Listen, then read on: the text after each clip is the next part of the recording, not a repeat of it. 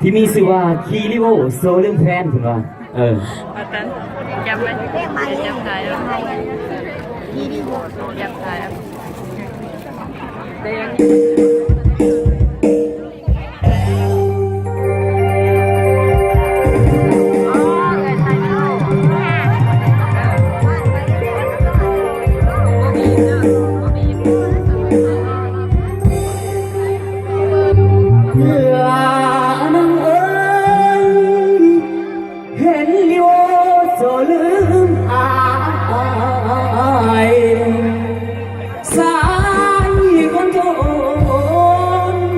ที่เรียบเก่า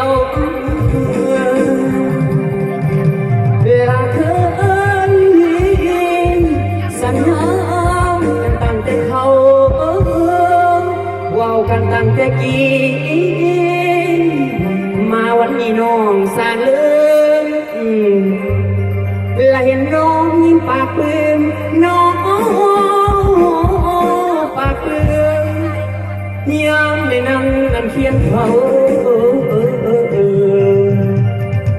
เวฟเก่าเลยเรืออาลังน้ำตา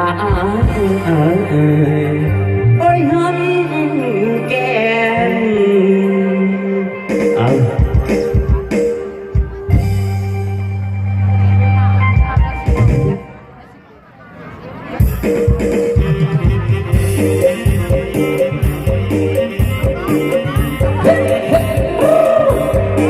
ขอมือเลยเด้อสาวแขงสารวัน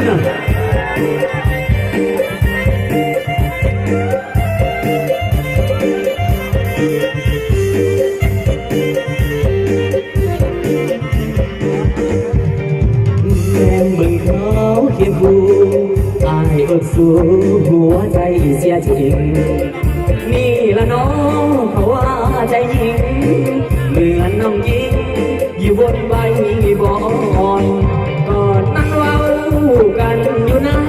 บนหิมบ่อฟังเขาจะบ่หลอกลอนวันนี้ไม่ลืมให้ก่อนเป็นพวงน้ำนอนนำลิโอมีเด็กโตคุณพี่พอได้น้องทันสมัยแบบยังไฮโซไอ้พวกไอ้ก็บ่มี